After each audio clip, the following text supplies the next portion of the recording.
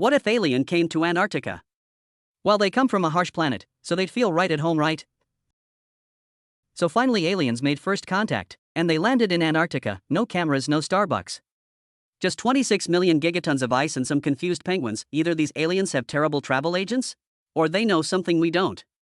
Antarctica isn't just a cold wasteland humanity forgot, it's the most strategically significant landmass on Earth. It's also the driest, coldest, windiest place on Earth, where winds hit 327 kilometers per hour faster than a Formula 1 car.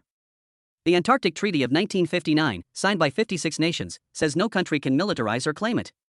No bombs, no bases, no nukes, which also means no army, no defenses, nothing. Congratulations, humanity, you made the most resource-rich continent on Earth a legally defenseless zone. Truly a galaxy-brained diplomacy.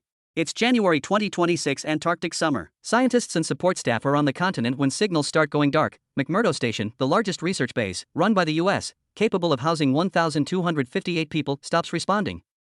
Then the British Roth-era station. Then China's Zhongshan station, the world checks the news.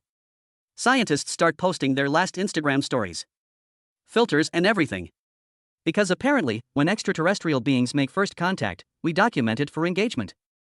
The UN convenes an emergency session. 47 speeches are given. A resolution is drafted. The aliens, meanwhile, have already gone 200 kilometers underground. Turns out the aliens did had a much bigger drill. After resolution, the world's militaries mobilize. The US deploys carrier strike groups. Russia scrambles bombers. China moves ships south. The UK sends a strongly worded letter and a frigate. Here is the nightmare no one tells you about. You can't drive there. Satellite GPS becomes unreliable near the poles. Conventional weapon systems are not designed to operate at minus 60 degrees Celsius. Metal becomes brittle. Electronics fail. Fuel gels. The US military's own manuals list Antarctica as a non-operational environment for most standard equipment, so the most powerful militaries on Earth have just declared war on an alien civilization.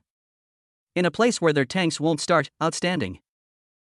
While world governments are arguing about jurisdiction, because yes, 12 countries claim overlapping territorial rights to Antarctica despite the treaty, let's talk about what an intelligent species would actually want this continent. If you were a spacefaring civilization studying a planet, that ice core data would be invaluable. Humanity spent decades drilling for it 1 careful meter at a time. The aliens probably took it in an afternoon. We spent 60 years extracting planetary history. They speedran our entire climate science program before lunch. Week 3, the ice starts melting. Not because of climate change this time, though we were already on track for that, so, silver lining, we can't be blamed for this one. Whatever energy source the aliens are running underground is generating heat. The West Antarctic ice sheet begins destabilizing. We are now in a situation where an alien invasion is causing faster climate consequences than our own carbon emissions were. The climate activists are furious. The oil companies issue a press release saying this is not their fault. The UN drafts another resolution. Nobody reads it. Let's take a moment to acknowledge the real victims here, the penguins. Antarctica is home to approximately 20 million penguins across several species. They've outlasted mass extinctions. They evolved to thrive in the most hostile conditions on Earth. They did not, however, evolve to handle alien ground forces. Footage from automated wildlife cameras, still transmitting somehow, shows penguin colonies calmly waddling around alien structures with complete indifference. They literally do not have a fear response to things approaching them. The aliens land on Earth and the first Earthling to greet them is a fat bird that can't fly, staring blankly with zero concept of mortal danger. Honestly, a perfect representative of this planet. So how does this end?